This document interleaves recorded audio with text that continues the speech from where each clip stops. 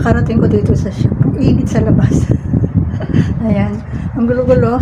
Kasi nagkakat ako dito. Ang dami kasi naming tanggap sa Assumption ng mga costumes. Ayan. Ito yung isang ginagawa ko. Sample.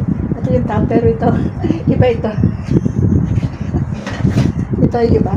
Ayan. Iba ito. Pinatong ko lang ito dito. Ayan. Ayan. Then, bago ako bumunta dito sa shop, bumibili na ako ng pagkain. Kasi nga, ay, mahirap bumaba. Nandito ako sa third floor. Ayan, asa na ba? Ang hirap bumaba, kaya ang ginagawa ko, bumibili na ako ng pagkain na yan.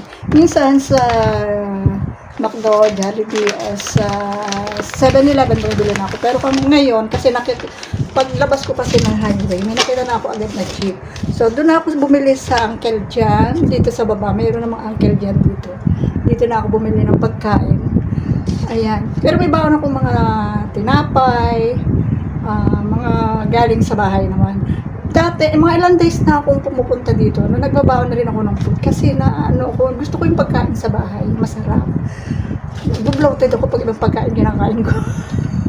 So, ayan, bumili ako ng C2 diyan sa Uncle John's. Uncle John's dating mini stop.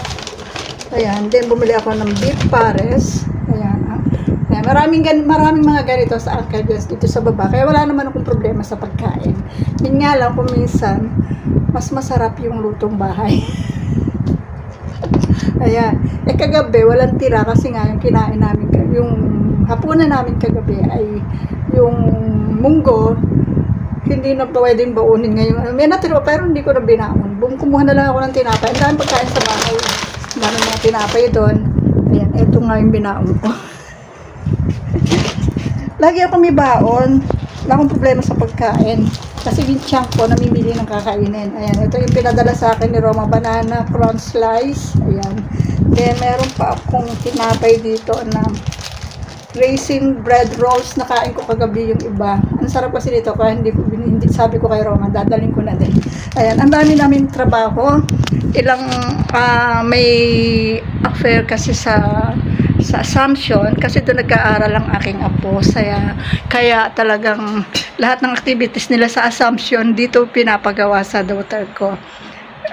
Yun nga lang, medyo limited ang time ko ngayon ng pagtrabaho kasi nga nanggagaling pa ako sa bahay. Hindi katulad dati pag na dire-diretso lang ang work ko. Yun. Pero na-share ko lang, wala lang. Pagod na pagod kasi ako, kaya sabi ko mag-video nga muna ako bago ako magtrabaho. Ayan, thank you so much everyone, bye-bye!